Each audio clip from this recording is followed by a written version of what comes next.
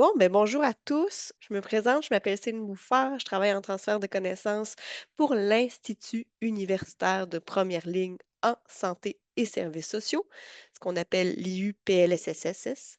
On aime ça, les acronymes dans le réseau de la santé. Donc, aujourd'hui, ben, j'ai le plaisir d'être accompagnée par deux belles personnes. Je commence en premier par Joël Lepage. Joël, est-ce que tu veux te présenter un peu et dire quelques mots sur ton milieu d'appartenance? Oui, bonjour tout le monde. Merci d'être là en ce midi très ensoleillé. Donc, bravo d'être là. Donc, juste vraiment rapidement, là, Joëlle Lepage, moi je suis coordonnatrice là, au Centre RBC d'expertise universitaire en santé mentale. Donc, peut-être juste pour vous situer, le Centre RBC est rattaché à l'Université de Sherbrooke.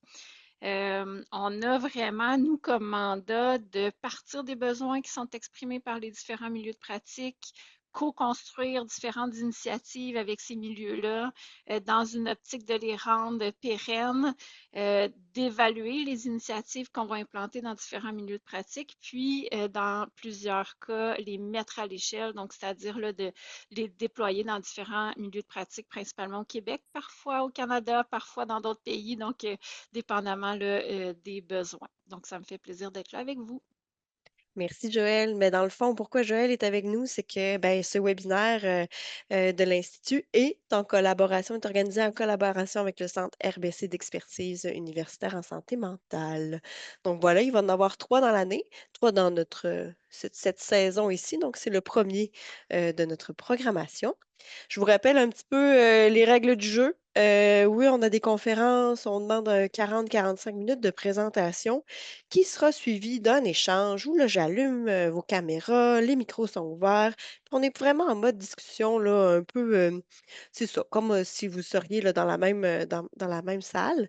Vous allez pouvoir poser des questions dans l'espace de clavardage, c'est sûr, si vos micros ne sont pas disponibles, on va pouvoir relayer.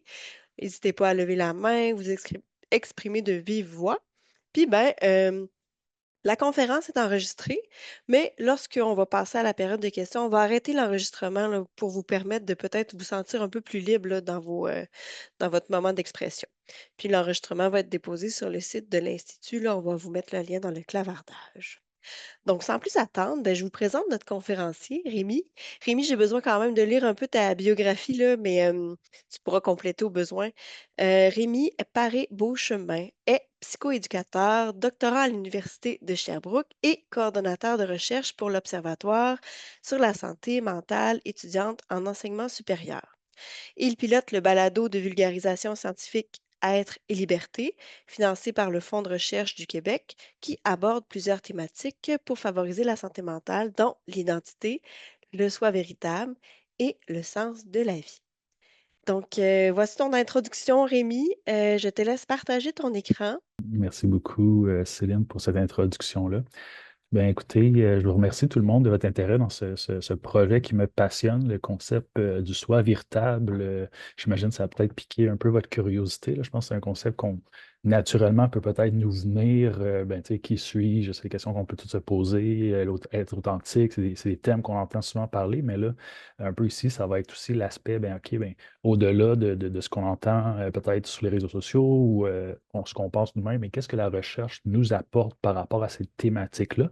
Et surtout, j'ai axé la présentation sur un peu les pistes, les résultats d'une recension des écrits, mais aussi les pistes concrètes qu'on peut mettre en place pour favoriser le soi véritable. Donc, je pense qu'il y a quand même plusieurs praticiens qui sont présents, donc ça va peut-être vous donner des pistes de réflexion en cours de route. Donc, j'ai déjà été présenté, mais ici, je vous présente une communication qui a été, un projet qui a été réalisé avec ma collègue Jules Laine, qui est professeure à l'Université de Sherbrooke et co-directrice de l'OSME, qui est l'Observatoire sur la santé mentale étudiante en enseignement supérieur, et mon collègue François Lausier-Jobin, qui est aussi professeur à l'Université de Sherbrooke.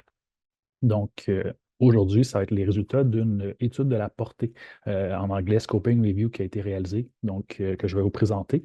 Mais avant de tout de suite rentrer dans les résultats, je vais vous faire une petite mise en introduction sur ben, l'identité. qu'est-ce que c'est l'identité? Pourquoi c'est important de développer son identité? Pourquoi c'est important aussi de trouver un sens à sa vie? Et ça, notamment, en particulier pour les adolescents, la période de l'adolescence, la période des jeunes adultes, donc à peu près 10 à 29 ans. Puis comment que le soi véritable, quel est son rôle par rapport à ces deux tâches développementales-là et par rapport à son influence positive sur la santé mentale. Donc, concrètement, l'introduction, je vais vous aborder d'abord qu'est-ce que c'est les tâches développementales, pourquoi c'est important, puis les tâches de développer son identité et trouver un sens à la vie. Je vais vous introduire ensuite le soi véritable, qu'est-ce que c'est, pourquoi c'est un concept prometteur, pourquoi on devrait s'y intéresser également. Très bref aperçu de la méthodologie, de l'étude de la portée pour vous faire comprendre un petit peu comment que je suis arrivé au résultat que je vais vous présenter.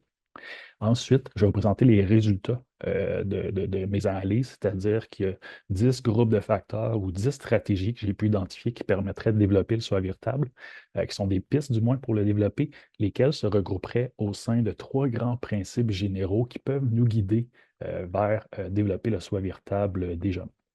Je vais terminer avec une conclusion, puis je vous ai rajouté quelques ressources additionnelles à la toute fin pour ceux et celles qui aimeraient aller approfondir un petit peu plus ou avoir des trucs concrets qui sont reliés de près ou indirectement au soi véritable. Donc, pour l'introduction, d'abord, développer son identité puis trouver un sens à sa vie. L'importance des tâches développementales. Donc, tout d'abord, ce projet-là s'inscrit dans ce qu'on peut appeler l'approche de la psychopathologie développementale. Donc, c'est une approche qui s'intéresse aux processus développementaux qui conduisent soit aux problèmes de santé mentale ou bien à un développement optimal parce qu'on s'intéresse aux deux. On s'intéresse autant à ce qui peut contribuer à développer des problèmes de santé mentale, mais aussi qu'est-ce qui peut vraiment permettre de se développer de manière optimale. Puis par processus développementaux, on entend par exemple les facteurs de risque, facteurs de protection sur lesquels j'imagine vous êtes peut-être déjà familier, et aussi les tâches développementales qui sont peut-être un concept. Peut-être certains sont familiers, peut-être que d'autres ne sont moins familiers. Donc, je vais vous l'introduire très bientôt. Selon cette approche de la psychopathologie développementale, bien, le développement humain est décomposé en différentes périodes de vie, différentes périodes développementales, par exemple l'enfance, l'adolescence, les adultes émergents, c'est-à-dire les jeunes adultes, toute cette période entre 18 et 29 ans là. Et chacune de ces périodes développementales-là comporterait des tâches développementales distinctes qui sont importantes à accomplir pour se développer optimalement, un peu comme des briques qu'on met les unes par-dessus les autres pour bâtir une maison, par exemple. Chacune de ces tâches-là sont importantes pour mieux réussir les prochaines tâches, puis au final, bien s'épanouir et avoir une bonne santé mentale. Par exemple, les tâches développementales, qu'est-ce que c'est? C'est des tâches ou des étapes importantes que l'individu doit accomplir ou franchir pour se développer optimalement. Par exemple, pour les 18-29 ans, on peut parler de développer leur indépendance face à leurs parents, cultiver une relation amoureuse intime, se trouver un emploi ou débuter des études supérieures et vivre des accomplissements dans ces domaines. Parmi les différentes tâches développementales qui sont importantes à l'adolescence et au début de l'âge adulte, bien, développer son identité, c'est l'une des tâches principales. C'est tout d'abord, qu'est-ce que c'est l'identité? Il y a différents types d'identité. Il peut y avoir l'identité personnelle, l'identité sociale, l'identité ethnique, il y a même l'identité matérielle. Mais moi, ici, dans cette présentation-là, je m'intéresse précisément à l'identité personnelle. Ça veut dire ces aspects-là identitaires sur le plan individuel, par exemple, les valeurs, les croyances, les objectifs de vie, les convictions religieuses ou spirituelles, les principes directeurs qui guident les décisions et les comportements, l'histoire de vie de l'individu. Donc, développer son identité serait une tâche essentielle à l'adolescence et chez les adultes émergents. C'est une tâche qui débuterait à l'adolescence, mais qui se poursuit, qui prend davantage d'ampleur au début de l'âge adulte.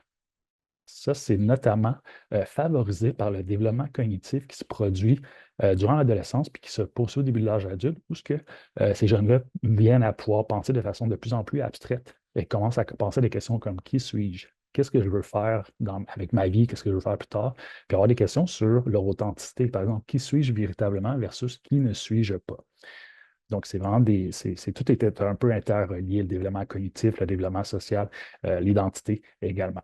Il faut aussi savoir que selon la théorie des adultes émergents, au début de l'âge adulte, cette période 18-29 ans, il y aurait 5 caractéristiques qui viendraient distinguer cette période de vie-là c'est-à-dire une période d'instabilité où ce que ces jeunes-là vont changer de lieu de domicile. Ils peuvent changer d'occupation, aller à un emploi, changer d'emploi, aller à des études, changer de programme d'études.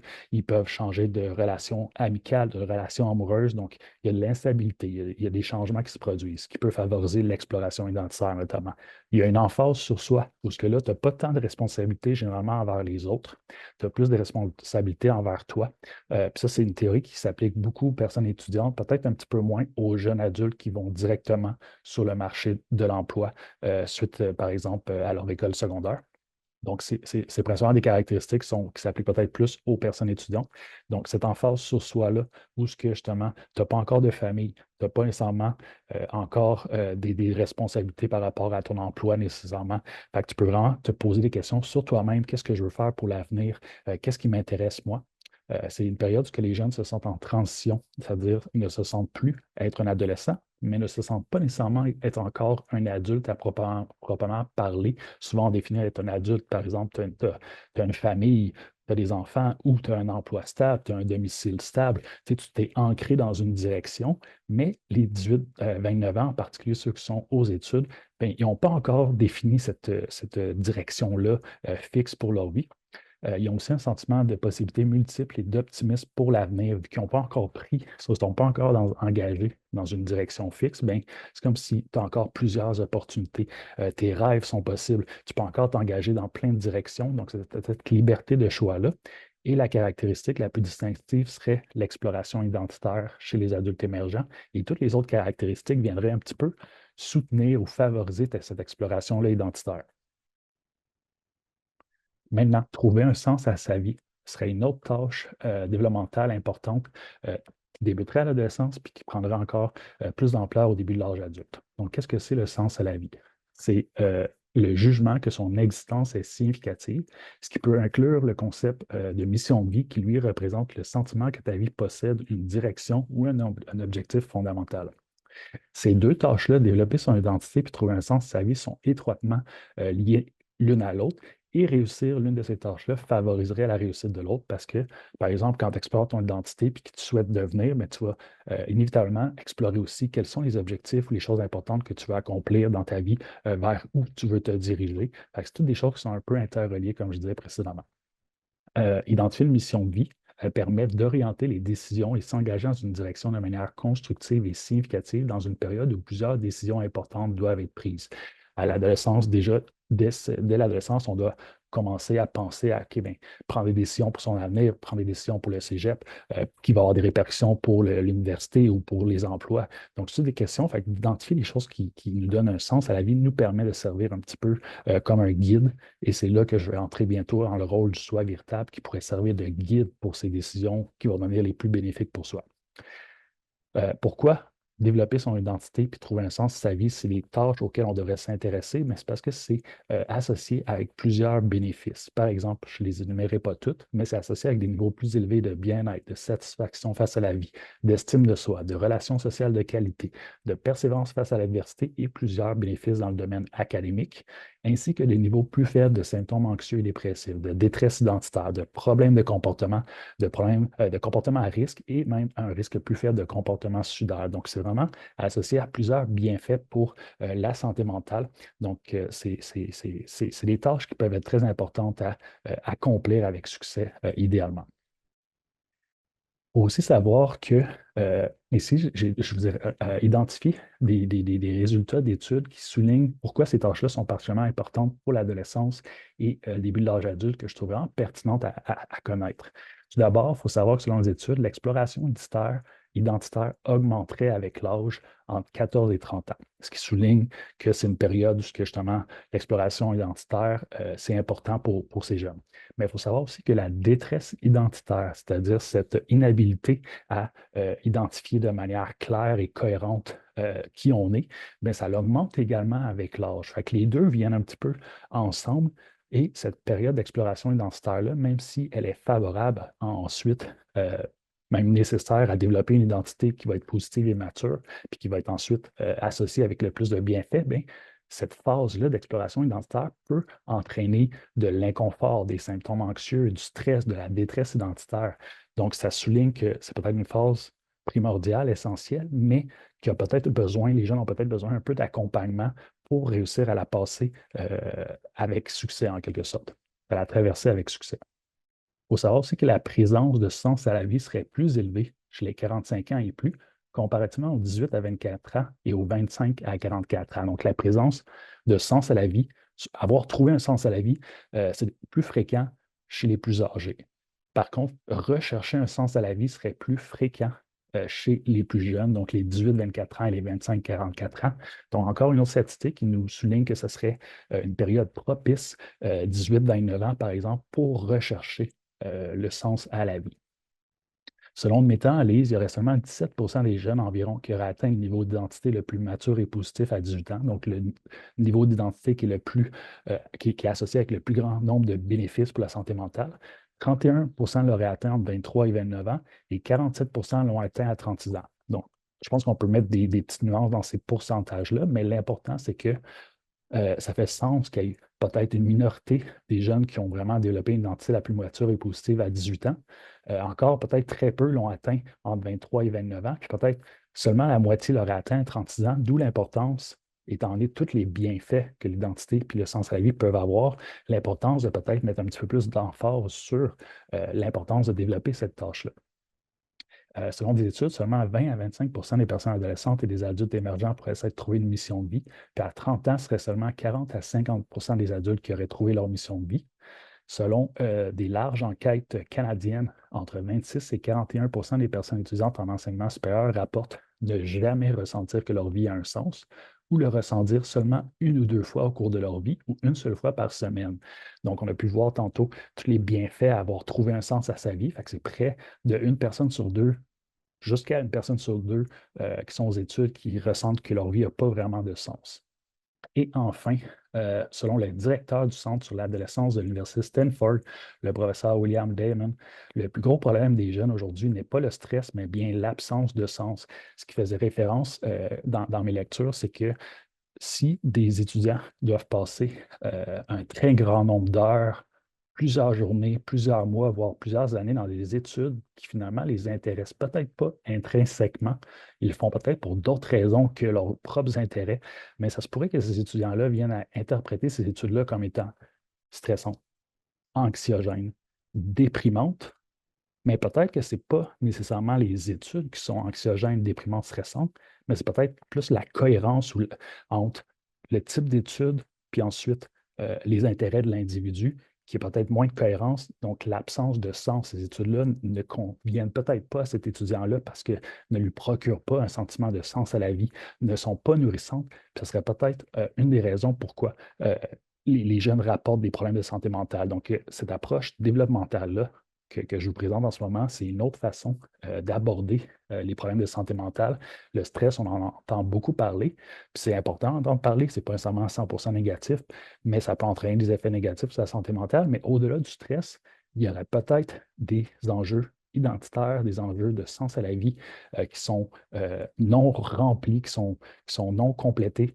Donc, on pourrait s'intéresser pour venir intervenir sur la santé mentale. Donc maintenant, le soi véritable, qu'est-ce qu'il vient faire dans tout cet état des faits-là?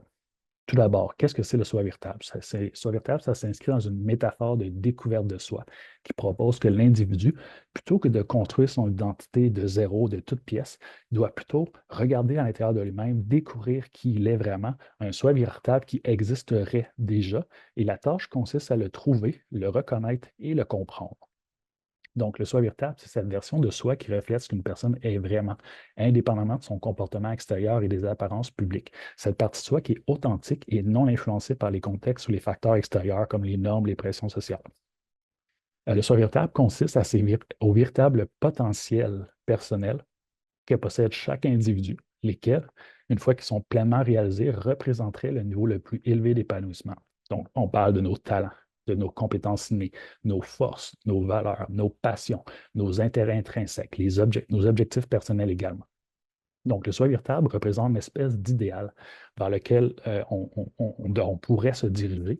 Donc, ça peut nous servir de guide et de direction dans les choix qu'on fait. Un peu comme la boussole, comme on peut voir, ça pourrait servir de boussole pour nous aider à prendre les choix, les décisions qui vont être les plus bénéfiques pour nous, pour notre santé mentale, pour notre épanouissement. Par exemple, les domaines d'études qui reflètent vraiment nos valeurs, nos intérêts intrinsèques, nos passions.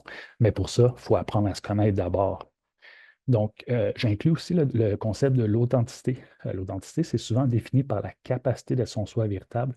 Donc, pour les fins de cette présentation-là, soi véritable, authenticité vont être pas mal utilisés comme des synonymes. Dans la recherche, on va un petit peu plus loin au niveau conceptuel, ça peut être un petit peu différent, mais il y a beaucoup de similarités. Donc, c'est pour ça que je vous le présente ici comme pas mal un synonyme.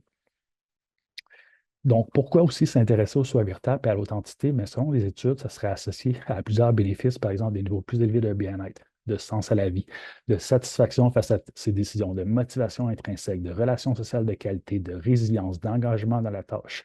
Puis il y a des niveaux plus faibles de symptômes dépressifs, symptômes anxieux et de stress.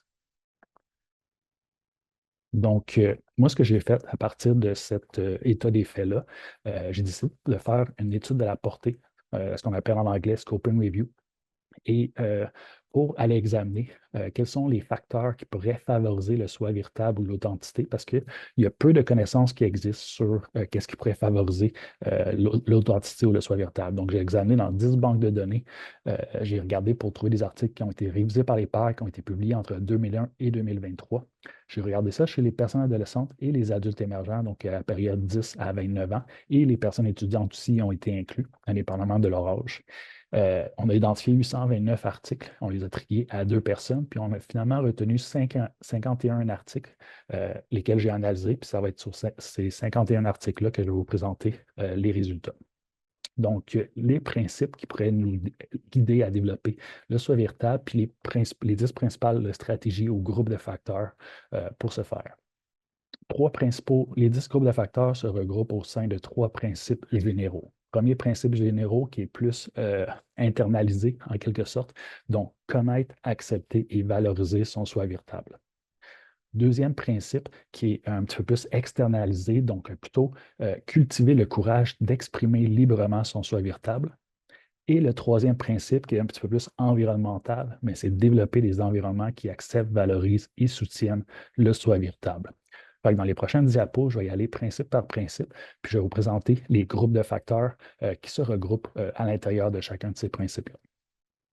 Donc, pour le premier principe, connaître, accepter et valoriser son soi véritable. Premier groupe de facteurs ou stratégies serait de cultiver un regard réflexif et introspectif sur soi. Ça peut se faire de différentes manières, par exemple par des exercices d'écriture qui visent à approfondir notre connaissance de nous-mêmes, que ce soit nos valeurs, nos passions, notre histoire de vie, répondre à des questions comme qui suis-je, qu'est-ce qui est important dans ma vie, quelles sont mes expériences d'authenticité et d'inauthenticité, quelles sont les personnes qui m'aident ou les expériences de vie qui m'aident à être authentique versus quelles sont les situations dans lesquelles je me sens moins authentique. Donc, d'aller vraiment approfondir cette compréhension, cette connaissance de soi-même. Des discussions de groupe sur ces mêmes thématiques-là pourraient aussi aider à développer soi véritable l'authenticité, surtout avec quand ces discussions-là sont réalisées dans un cadre de bienveillance, de non-jugement, d'accueil, d'ouverture, par exemple. Puis même que les deux exercices peuvent se faire ensemble. Il peut y avoir des exercices d'écriture en premier lieu pour approfondir la connaissance de soi. Puis ensuite, il peut y avoir un retour en groupe sur un peu ces exercices d'écriture-là. Autre groupe de facteurs dans ce premier principe, développer la résilience d'être véritablement soi-même. Différentes manières. Par exemple, pour les 2 premiers points, principalement, ce que ça dit, c'est que face à un événement difficile ou marquant de sa vie, il y aurait possibilité de pouvoir utiliser cet événement-là plus difficile ou marquant pour approfondir notre connaissance de soi-même, découvrir notre soi véritable ou des aspects reliés à notre soi véritable. Par exemple, ça peut être d'identifier des bénéfices qu'on peut retirer de cet événement-là sur nos relations sociales ou sur d'autres choses. Ça peut être de découvrir sa voix, V-O-I-E, grâce à cet événement-là. Puis ça, je faisais référence à une étude où c'est des adolescents qui avaient une maladie chronique Et il y en avait qui rapportaient que grâce à cette maladie chronique-là, ils avaient découvert leur voie VOIE, qui voulaient leur cheminement de carrière, par exemple. Donc, il y a des choses positives, des bienfaits qui peuvent être ressortis des événements marquants de sa vie, des événements difficiles, si on met un travail, si on met en place des efforts pour faire un travail réflexif, introspectif sur ces événements-là. Les études rapportent aussi qu'identifier un sens à sa vie est associé avec un plus haut niveau d'authenticité. Donc, de rechercher, que ce soit les événements marquants ou juste en général, de rechercher qu'est-ce qui donne un sens à sa vie, qu'est-ce qui peut représenter un peu une mission de vie par rapport à ce qui est important, par rapport à nos valeurs notamment, pourrait être une manière d'aller favoriser ce soi véritable-là. Faire preuve d'autocompassion face à l'adversité. Je pense que c'est une étude quasi expérimentale qui avait examiné comment l'autocompassion influence le développement de l'authenticité, puis il avait trouvé des effets bénéfiques. Donc, l'autocompassion, on parle de la gentillesse envers soi-même, donc le self-kindness, le sens de l'humanité partagée, le common humanity, puis l'acceptation pleinement consciente, donc le mindfulness. Fait que face à une adversité, de faire preuve d'autocompassion pourrait être une manière de favoriser l'authenticité. Là, on vient de parler de pleine conscience. Ben, un troisième groupe de facteurs dans ce premier principe-là, c'est vraiment de faire preuve de pleine conscience. Les études rapportent que la pleine conscience serait associée avec un plus haut niveau d'authenticité. Dans les études qualitatives, les personnes qui ont rapporté être plus aptes à être dans le moment présent durant la pandémie ont vu leur authenticité être moins diminuée. Donc, être dans le moment présent qui fait partie de la pleine conscience. Il y a une intervention de psychologie positive qui incluait notamment des exercices de pleine conscience, mais ça leur aurait permis d'augmenter l'authenticité, ce qui fait sens parce qu'avec la pleine conscience, ça permet de favoriser cette introspection-là ou cette connexion-là avec qui tu es véritablement. Donc, une autre piste intéressante à explorer. Deuxième principe pour développer le soi véritable, cultiver le courage d'exprimer librement son soi véritable. Donc, ce principe-là qui est un petit peu plus externalisé. Donc, le premier visait plus à apprendre à se connaître soi-même, mais le deuxième principe vise un petit peu plus à exprimer qui on a découvert qui l'on est. Donc, premier groupe de facteurs, prendre soin de soi. Fait que si ce que je parle pour prendre soin de soi, moi, comme je l'ai interprété, c'est que c'est une chose de connaître tes besoins, c'est une chose de savoir quoi faire pour prendre soin de soi, mais pour le faire, il faut que tu prennes des actions. Tu t'engages en certaines tâches, il faut que tu t'exprimes. Puis c'est là pourquoi je l'ai mis dans ce deuxième facteur-là qui était plus externalisé. Donc, par exemple, selon la théorie de l'autodétermination, il y a des études qui ont trouvé, bien, la théorie de l'autodétermination nomme qu'il y a 3 besoins psychologiques de base chez les êtres humains: l'autonomie, le sentiment de compétence et le besoin d'appartenance sociale. Puis selon les études, bien, ces 3 besoins-là seraient associés avec des niveaux plus élevés sur le soi véritable et l'authenticité, puis ils pourraient même avoir un effet causal de l'autonomie. L'autonomie, cette capacité-là à prendre des actions qui sont vraiment autodéterminées, qui sont guidées par des facteurs internes à toi-même, tes valeurs, tes intérêts, ton esprit critique. Donc, ça fait beaucoup de sens que l'autonomie puisse venir favoriser l'authenticité ou le soi véritable, étant donné que leur définition est très, très similaire.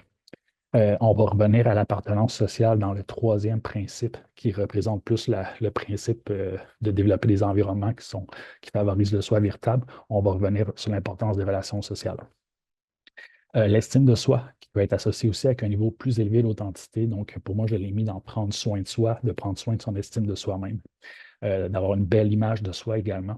Faire des activités qui procurent du plaisir aiderait à être véritablement soi-même selon les personnes participantes. Puis ça, ce que je fais un peu un lien avec la théorie du soi véritable qui postule que à l'intérieur de la théorie du soi véritable, bien, qu'est-ce que ça dit? C'est que quand tu rentres en contact avec des activités qui sont vraiment alignées avec ton soi véritable, mais quand tu vas entrer en contact avec ces activités-là, ça va te générer des sentiments agréables de plaisir. Ce type d'activité-là, ce que tu ne vois pas le temps passer, le type d'activité où, indépendamment du résultat final, tu vas être content de faire l'activité. Fait que tu es plus dans le moment présent, tu es plus dans le processus, tu le fais vraiment plus pour l'action, pour l'activité en tant que telle. Fait que tous les liens avec la motivation intrinsèque, avec les passions. Donc, vraiment, de s'engager dans des activités qui procurent du plaisir, dans lesquelles tu sens que tu peux t'épanouir et que tu as du plaisir, tu t'aimes beaucoup faire l'activité pour simplement faire l'activité, mais ça pourrait être des pistes pour développer le soi véritable. Donc, un autre groupe de facteurs dans ce deuxième principe-là, c'est utiliser l'Internet pour s'exprimer. On entend beaucoup parler des réseaux sociaux, des médias sociaux, de l'Internet, peut-être plus avec les côtés plus négatifs, puis c'est important, il ne faut pas les oublier, mais il pourrait peut-être avoir des côtés plus positifs, bénéfiques à l'Internet puis aux réseaux sociaux, puis je vais vous les présenter aujourd'hui pour le Soi Virtable. Selon les études, les moyens de communication en ligne seraient associés avec une plus grande expression du soi virtable. Selon certaines personnes participantes, des espaces virtuels comme des forums pourraient être considérés être plus sécuritaires, acceptants et soutenants. Par exemple, les personnes rapportent que les personnes en ligne pourraient avoir une meilleure écoute. Ça leur permettrait aussi de trouver des personnes qui ont des caractéristiques similaires. Là, ce que je vous présente, il faut quand même considérer que peut-être, évidemment, sur l'Internet, on peut quand même avoir des gens qui peuvent justement offrir plus librement des commentaires qui pourraient être haineux, qui pourraient faire la discrimination et tout. Donc, pour moi, l'idée de cette diapositive-là, c'est plutôt de voir que c'est comme un. Il y a deux côtés à l'Internet. Oui, il y a des côtés qui peuvent être plus dangereux en quelque sorte ou plus négatifs, des risques qu'il faut prendre en considération, mais il pourrait aussi avoir des avantages. Donc, ce n'est pas tout blanc, tout noir. Une autre étude nomme justement que cette liberté d'expression-là pourrait être favorisée parce qu'il y aurait moins de restrictions en ligne, par exemple des règles, des pressions sociales, puis davantage d'anonymat. Encore une fois, on voit les deux côtés de la médaille qui pourraient aussi être présents dans ce résultat-là. Il y en a qui rapportent qu'ils ont la possibilité de se réinventer en ligne et de se créer une nouvelle identité, par exemple à l'aide des photographies ou des selfies que tu vas publier en ligne, à l'aide des vidéos. Ça, c'est notamment une étude où les membres de la communauté LGBTQ nommaient justement le pouvoir d'aller pouvoir faire leur coming out ou leur dévoilement de leur identité de genre ou de leur orientation sexuelle sur des vidéos YouTube. Donc, ils utilisaient vraiment la vidéo YouTube comme mécanisme d'expression, d'affirmation de leur identité et de leur soi véritable également. Une autre groupe de facteurs dans ce deuxième principe-là, exprimer sa créativité, qui peut se faire par vraiment différents médiums. Je vous montre les résultats ici que j'ai trouvés dans les études, mais évidemment, il n'y a aucune raison de penser que ce soit les seuls médiums qui peuvent favoriser l'authenticité ou le soi véritable chez les individus, mais ça nous donne une base sur laquelle s'appuyer. Donc, tout d'abord, s'exprimer verbalement comme une expression libre de son unicité, en contraste au langage formel et traditionnel. Ici, c'était une étude sur des adolescents qui nommaient que, justement, par exemple, à l'école, quand ils pouvaient s'exprimer entre amis, ils pouvaient s'exprimer en plus dans leur propre jargon, de manière plus libre, versus quand ils devaient s'exprimer, par exemple, à un adulte à l'école, un professeur, par exemple. Bien évidemment, tu as un petit peu plus de formalité, tu as un petit peu plus de règles, de structure. Donc, eux, ils nommaient que vraiment avoir cette liberté-là de s'exprimer verbalement, ça pouvait venir favoriser leur authenticité, leur soi véritable, parce que ça permettait une expression libre de leur unicité. Même chose pour l'écriture libre et artistique, que ce soit des poèmes, des histoires, qui permettraient de venir se découvrir, de comprendre, d'exprimer son soi véritable. Et encore une fois, une autre étude contrastait ça avec un peu plus les structures plus formelles, les règles plus encadrantes de l'écriture académique, qui reste quand même une compétence super primordiale à développer, mais d'avoir des espaces où ce que peut-être ce cadre-là plus rigide pourrait être plus flexible. Je pense que c'est un des résultats qui émerge de cette catégorie-là d'exprimer sa créativité, parce que la liberté d'avoir des règles ou un cadre plus flexible permet de faire émerger l'authenticité et le soi véritable. Le théâtre et l'art dramatique, justement, pour favoriser les réflexions, l'exploration et l'expression de son soi véritable, libre des stéréotypes et des jugements extérieurs. C'est ce que quelques études rapportaient, parce que justement, dans le théâtre, dans l'art dramatique, bien, les jeunes pouvaient justement plus s'exprimer de manière libre, sans avoir trop en crainte les stéréotypes qui peuvent être présents, les pressions sociales, les jugements. Et enfin, s'exprimer par le dessin ou les images, la photographie pourrait être une autre manière aussi de développer le soi véritable. Fait que toute cette liberté-là d'exprimer comme son unicité de manière libre, de manière créative, pourrait être une belle piste à explorer. On pense notamment à l'école, les activités extracurriculaires, que ce soit le théâtre, l'art dramatique, la musique. Bon, il n'y avait pas d'études sur la musique, mais ça ne m'étonnerait pas qu'on puisse avoir le même type de bienfaits en quelque sorte. Tous les cours d'art plastique, même les cours de français, quand on doit faire on doit rédiger un texte sur quelque chose, ben, pourquoi ne pas rédiger un texte sur qu'est-ce que ça veut dire pour moi être véritablement moi-même, par exemple, ou une thématique similaire. Donc, il y a des manières aussi d'inclure ça dans le curriculum scolaire plus typique, plus traditionnel. Enfin, un autre groupe de facteurs dans ce deuxième principe-là, vivre des expériences de vie et voyager. Donc, tout d'abord, une étude qui a examiné quelle était l'influence des expériences de vie et quelles étaient les influences des biens matériels, de l'achat de biens matériels sur le concept de soi. Puis là, il examinait différents types d'expériences de vie qui avaient des valeurs, des coûts monétaires différents achats de biens matériels qui avaient aussi des coûts monétaires différents. Puis en contrôlant pour la valeur monétaire de ces expériences-là, bien, ils ont trouvé que les expériences de vie étaient catégorisées par les participants comme étant plus étroitement reliées à leur concept de soi. Donc, ça vient vraiment suggérer que vivre des expériences de vie pourrait être plus influent pour développer ton concept de soi et ton identité et donc l'authenticité aussi par rapport aux biens matériels. Donc, on pourrait parler des voyages, on pourrait parler justement d'aller dans des concerts avec des amis, des soirées entre amis versus l'achat de biens matériels. Ça peut être des ordinateurs, ça peut être des iPods ou des cellulaires ou des vêtements. Donc, je trouve que ça mène une belle porte d'entrée pour les prochains résultats. Il y a toute une littérature sur la pertinence ou les bienfaits de voyager pour cultiver sa liberté, la découverte de soi, l'expression de son soi véritable, ce qui permettrait notamment de venir vraiment se libérer de certaines limites qui peuvent être vécues ou perçues et des pressions quotidiennes qu'on peut vivre dans notre quotidien chez soi. Donc, voyager, créer cette espèce de ce qu'on peut appeler un espace liminal, c'est-à-dire cette espèce d'entre-deux, cette espèce de transition, cet espace qu'on peut expérimenter, rencontrer de nouvelles personnes, expérimenter autre chose, être exposé à des nouvelles réalités, à des nouvelles influences. Donc, ça permet vraiment cette exploration-là, avec beaucoup de liberté. Et un autre type d'expérience de vie, bien, des études rapportent que la transition vers les études supérieures peut être une belle expérience de vie qui permettrait notamment de venir favoriser l'authenticité, le soi véritable, parce que ça peut être une opportunité de se redéfinir et de renaître. Pourquoi je dis ces mots-là, c'est que ce qui est expliqué, c'est que justement, tout ton environnement change. Tu passes de l'école secondaire, tu as passé 5 ans dans le même milieu, par exemple, tu as passé 5 ans avec peut-être les mêmes personnes, mais là, tu arrives aux études supérieures, c'est plus les mêmes personnes, c'est plus le même environnement. Des fois, tu changes de ville même. Donc, c'est toute une période qui peut vraiment être propice à intervenir sur l'identité parce que, justement, c'est comme repartir, peut-être pas à zéro, mais repartir un nouveau chapitre de vie en quelque sorte. Avec des nouvelles influences, tu peux redévelopper des nouvelles relations, tu peux te redécouvrir avec des nouveaux cours, avec des nouvelles activités qui sont offertes dans ton nouveau milieu. Donc, une belle période propice à cela. Finalement, troisième grand principe, développer des environnements qui acceptent, valorisent et soutiennent le soi véritable. Donc, premier groupe de facteurs, développer des relations positives, bienveillantes et sécurisantes. Je suis certain que ça donne personne n'a des surprises ici. Donc, on me parlait tantôt relié à la théorie de l'autodétermination, mais le besoin d'appartenance sociale est associé avec un niveau plus élevé de connaissance et d'expression de son soi véritable. Les relations avec les parents sont nommées comme étant quelque chose qui pourrait favoriser le soi véritable, par exemple des relations qui encouragent l'autonomie. On a nommé tantôt le lien potentiellement causal de l'autonomie. Des relations avec les parents qui encouragent la découverte de soi, puis la communication, l'expression de son opinion, l'expression de son soi véritable.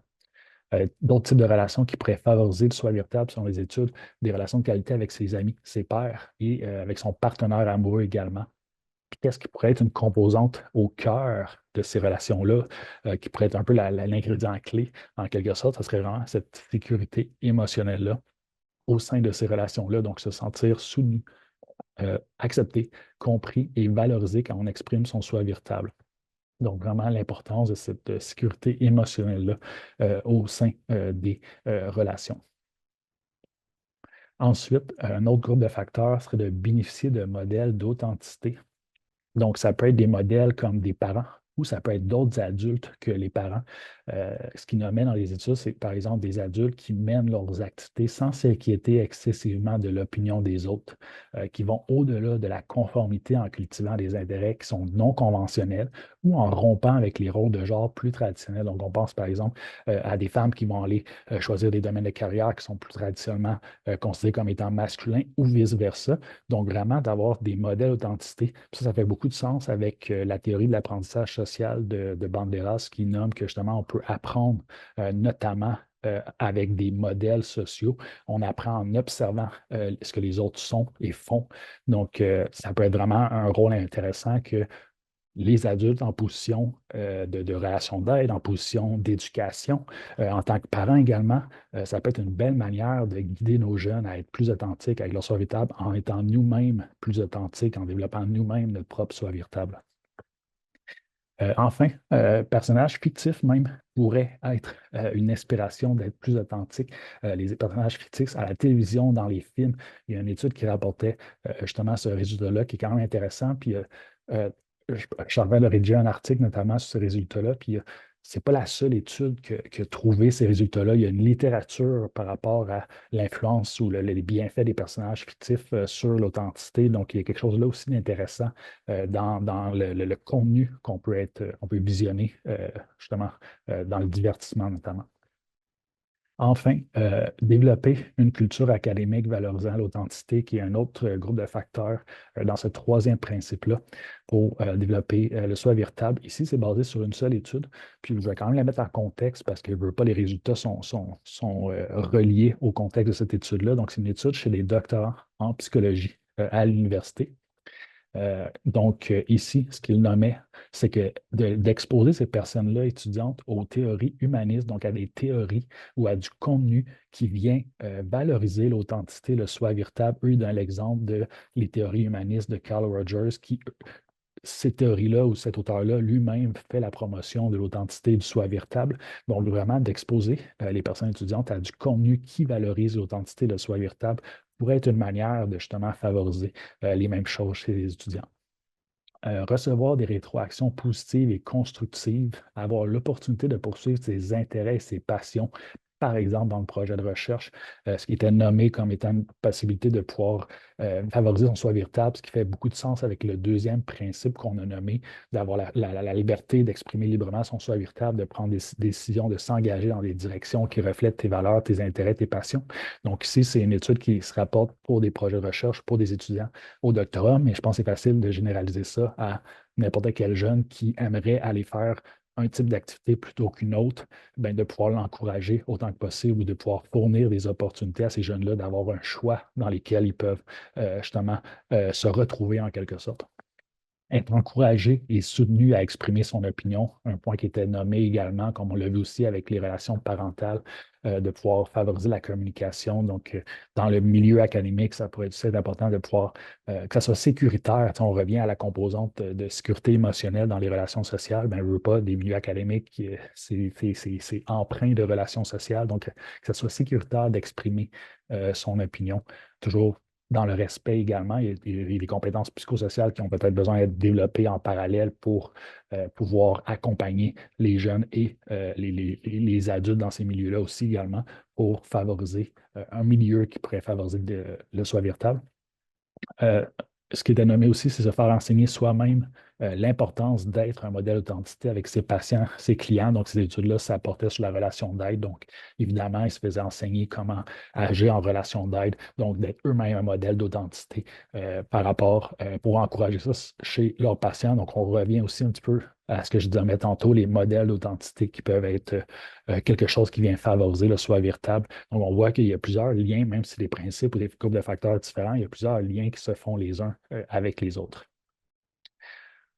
Donc, pour conclure cette présentation-là, ben, ce que j'aimerais dire, c'est que le soi véritable, c'est un concept qui est en émergence en recherche. Donc, il y a de plus en plus d'études qui s'y intéressent de différentes manières.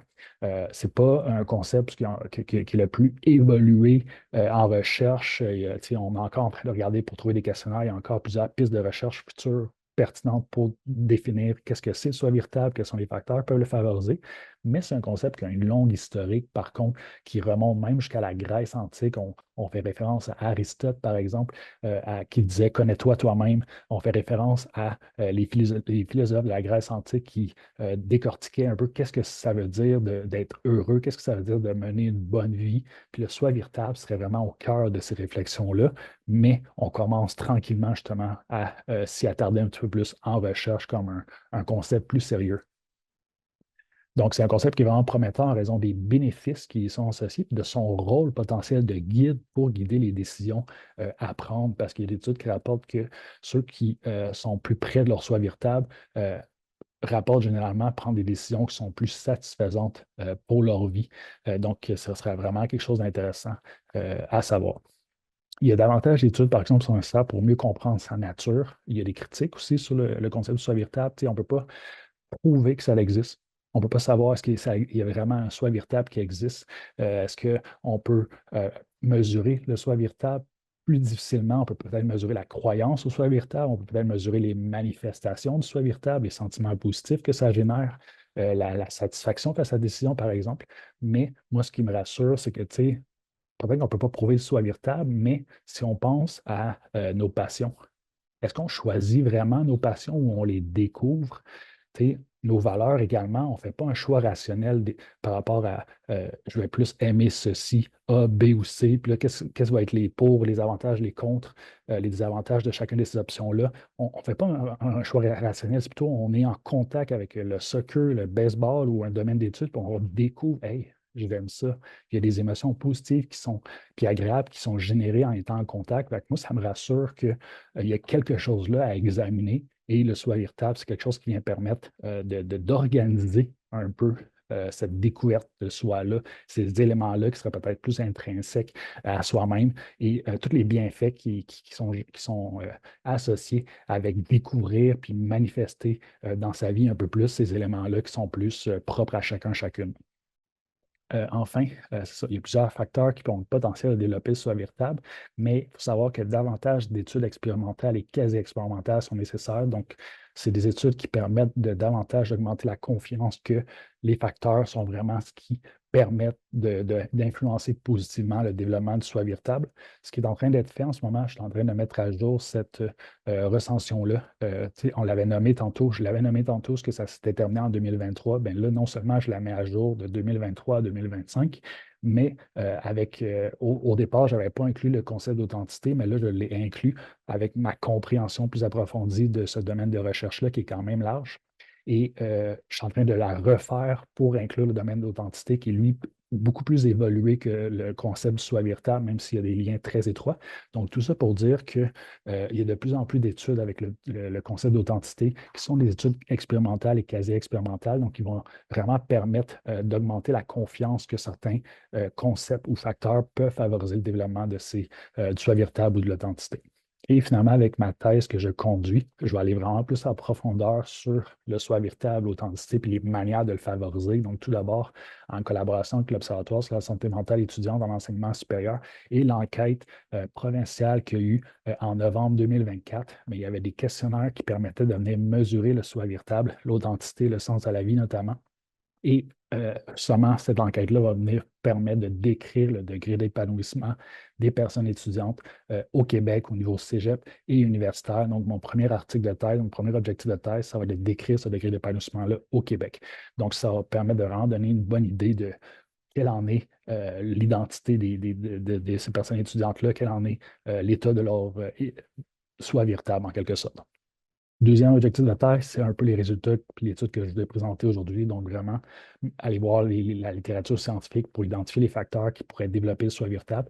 Et troisième objectif de thèse, ça va être de co-construire un guide de pratique avec différentes personnes expertes, des étudiants, des chercheurs, des praticiens, pour accompagner les établissements d'enseignement supérieur à favoriser le développement du soi véritable chez les étudiants. Donc, rapidement, je ne les passerai pas toutes ici, mais voici des ressources additionnelles s'il y en a qui aimeraient aller un petit peu plus loin. L'Observatoire sur la santé mentale étudiante qui, si vous voulez rester en contact avec leurs activités, évidemment, c'est une belle ressource à connaître, le site web à explorer. Il y a le balado Être et Liberté, qui est justement un balado que je pilote, qui s'inscrit au sein de l'Observatoire sur la santé mentale étudiante, qui vise à favoriser les connaissances, la diffusion des connaissances de l'OSME, mais on y accorde beaucoup d'importance au soi véritable, à l'authenticité et à la santé mentale. Donc, c'est un balado que je pilote qui est disponible sur différentes plateformes. On y vulgarise les connaissances scientifiques. On offre des témoignages aussi des jeunes de 18-30 ans, des personnes étudiantes. On a des chercheurs qui viennent. Fait qu'une belle ressource à explorer. Il y a des infographies aussi sur les réseaux sociaux. Mouvement Santé mentale Québec. J'ai collaboré avec eux pour l'activité Sortir du cadre qui vise directement, en s'appuyant sur les connaissances de la recherche et notamment cette recension des écrits-là, d'utiliser les arts pour développer le soi véritable. Donc, il y a 2 activités clés en main qui pourraient vraiment la peine si jamais vous voulez avoir de quoi de facile pour développer. On y parle de justement des réflexions individuelles, la photographie, des retours en groupe dans la bienveillance. Donc, vous allez retrouver des éléments similaires à ce que j'ai présenté aujourd'hui. Citation santé mentale étudiante, vraiment des ressources utiles pour la santé mentale étudiante, autant pour les étudiants que pour les intervenants. Je nommais par exemple la pleine conscience. C'est sûr que sur cette ressource-là, il y a plusieurs choses, mais il pourrait y avoir des activités plus concrètes pour comment je mets ça en place, la pleine conscience. Bien, allez faire un petit tour sur la station santé mentale étudiante, vous allez pouvoir retrouver des outils plus concrets pour mettre en place certaines de ces pistes-là. Et enfin, le programme hors-piste du Centre RBC d'expertise universitaire en santé mentale, qui ne vise pas spécifiquement à développer l'authenticité ou soit véritable, mais qui vise à développer les compétences psychosociales. Puis il y a plusieurs des ateliers qui viennent toucher à des choses similaires que j'ai abordées, notamment les obstacles au soi véritable. Je ne les ai pas abordés ici, mais il y a des obstacles, par exemple, le jugement des autres, comment faire face au jugement des autres, pression sociale, comment naviguer les pressions sociales, l'esprit critique. On a aussi la gestion des émotions. Donc, il y a plein de choses qui pourraient quand même être pertinentes pour développer l'identité, le soi véritable à ce niveau-là. Donc, je vous laisse. Vous allez avoir accès au PowerPoint en ligne. Donc, vous allez pouvoir aller examiner ces ressources-là au besoin. Donc, je reste disponible. J'ai pas, dans le PowerPoint, il n'y aura pas les références. Je n'ai pas eu le temps de les ajouter, mais vous pouvez me contacter sans problème puis, pour fournir les références au besoin. Ou si vous avez d'autres questions sur ces mêmes concepts-là, vous avez mon courriel ici. Donc, n'hésitez pas à me contacter. Ça me fera plaisir d'en parler davantage avec vous sur ces différents concepts-là. Merci beaucoup. Merci, Rémi.